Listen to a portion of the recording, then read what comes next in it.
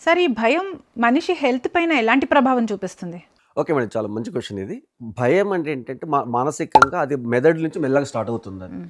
మన బాడీలో ఉన్న హార్మోన్స్ మొత్తం కంట్రోల్ చేసే సిస్టమ్ ఒకటి ఉంటుంది. ఆ ఒక పార్ట్ ఏమవుతుందంటే అది టెస్టోస్టెరాన్ హార్మోన్‌ని ఎక్కువ తక్కువ కంట్రోల్ కాకుండా యాక్టివ్‌గా ఉంచినట్లయితే అంటే బ్యాలెన్స్‌గా ఉంచినట్లయితే అది బాడీ ఎప్పుడు మూవ్‌మెంట్ ఈజీగా ఉంటుందనమాట. కానీ ఈ భయం వల్ల ఏమవుతుంది అది కొంచెం వెనక్కి వచ్చేస్తుంది. ఓకే. దాంతో పాటు అయోడిన్ ప్రొడ్యూస్ చేసే గ్రంథులు కొన్ని ఉంటాయి. అవి కూడా కొంచెం డిస్టర్బ్ అవుతాయి. అయినప్పుడు ఆటోమేటిక్‌గా బాడీలో రెండే సిట్యుయేషన్ జరుగుతది. ఒకటి పారిపోవడమా లేకపోతే ఫైట్ చేయడమా. ఈ 2 సిట్యుయేషన్ జరుగుతాయన్నమాట. భయపడినట్లయితే మనం ఒకవేళ ముందు పోరాడడం ముందెళ్ళామనుకోండి సక్సెస్ అవుతాం. భయపడుతూ వెనక్కి వచ్చామనుకోండి ఆగిపోతాం. ఇది ఈ హార్మోన్స్ బ్యాలెన్స్ తప్పడం వల్ల బాడీలో ఉన్న ప్రతి సిస్టమ్ డిస్టర్బ్ అవుతుంది. ఎందుకంటే హార్ట్ మీద పనిచేసే ప్రతి హార్మోన్ కూడా హ్మ్. భయం నుంచి స్టార్ట్ అవుతుంది అది. అవును. అంటే బాగా భయపడినప్పుడు హార్ట్ స్పీడ్‌గా స్పీడ్‌గా కొట్టుకోవడం, కొట్టుకుంటుంది. చెమటలు గంట పట్టడం. మా వాయిస్ గట్టిగా వస్తుంది. హ్మ్. చెమటలు వస్తున్నవి. ఇవన్నీ కూడా ఒకదానికొకటి లింక్స్ అన్నమాట ఇవన్నీ కూడా. మెంటల్ హెల్త్ పైన ఎలా చూపిస్తుందంటారు? మెంటల్ హెల్త్ ఇదేనండి. సేమ్ ఇదే ప్రాసెస్. మీరు మెంటల్ హెల్త్ వీటన్నిటి కూడా కంట్రోల్ చేసుకోవాలంటే, మీరు భయాన్ని వదిలిపెట్టాలంటే ఒకటే ట్రిక్. మీకు భయమైనా, లేకపోతే టెన్షన్ వచ్చినా, యాంగ్జైటీ వచ్చినా ఒక 2 నిమిషాలు కళ్ళు మూసుకొని, డీప్ బ్రీత్ తీసుకొని, స్లోగా బ్రీత్ వదిలిపెట్టి 5 టైమ్స్ చేసినట్లయితే ఆ సిట్యుయేషన్ బయటపడదు.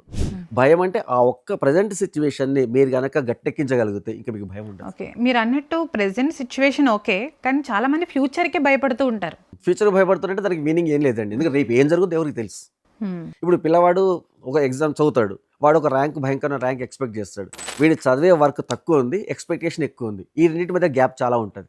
ఈ గ్యాప్ వచ్చినప్పుడు వానికి భయం స్టార్ట్ అవుతుంది. ఆ భయం స్టార్ట్ కాగానే టెన్షన్ స్టార్ట్ అవుతుంది. కాగానే యాంగ్జైటీ వచ్చేస్తుంది. అంటే ఈ గ్యాప్ ఉండకూడదు. ఎంత హార్డ్ వర్క్ చేస్తున్నామో ఆడి ఎక్స్‌పెక్టేషన్ అదే రేంజ్‌లో ఉండాలి. అప్పుడు భయం ఉండదు, టెన్షన్ ఉండదు. ఓకే. ఓవర్ ఎక్స్‌పెక్టేషన్స్ వల్ల కూడా ఓవర్ ఎక్స్‌పెక్టేషన్స్‌తోనే ఫస్ట్ భయం స్టార్ట్ అవుతుంది. భయం స్టార్ట్ అవుతుంది. సార్ రీసెంట్‌గా నేను ఒక కొటేషన్ చదివాను.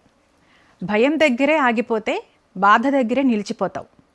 ఈ కొటేషన్‌ని మీరు ఎక్స్‌ప్లెయిన్ చేస్తారా? అది నిజమే గదండీ. ఎందుకంటే భయంతో ఏ పని స్టార్ట్ చేయలేం. అక్కడే ఆగిపోతాం. మనకక్కడ భయం లేకుండా ఉన్నోళ్ళు ముందు వెళ్ళిపోతుంటారు. మనం ఇక్కడే ఆగిపోతుంటాం. తర్వాత వెనక్కి తిరిగి చూసుకుంటే మనకి మిగిలేది నిరాశనే.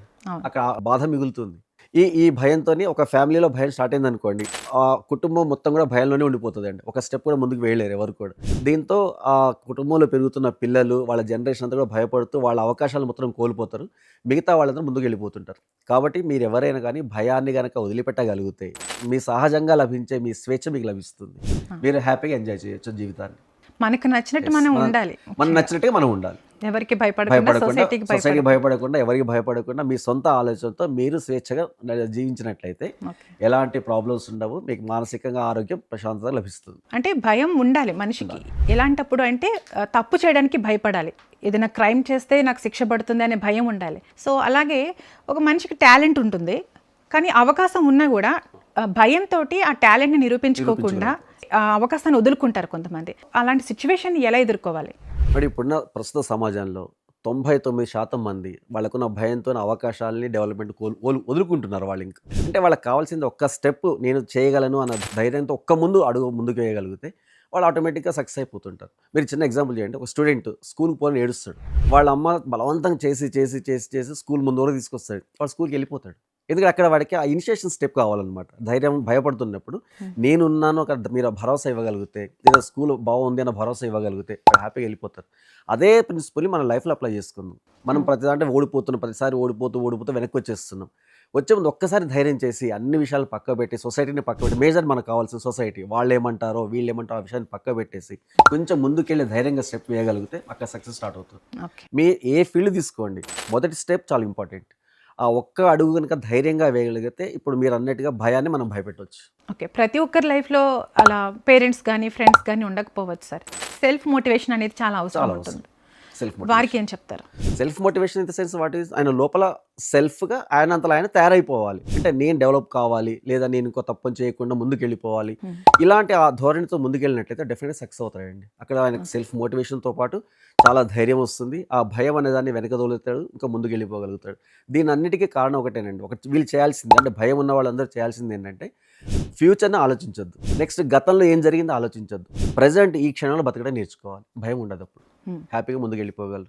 ఫ్యూచర్‌లో ఏం జరుగుతుందో అనుకుంటే ఇంకా అదొకటి భయం. అయ్యో! గతంలో మొత్తం అయిపోయిందే నేను ఇంకేం చేయాల్సింది అనుకున్నా ఇలా ఆలోచించుకుంటూ కూర్చుంటే ఇప్పుడు చేయాల్సింది పోతుంది.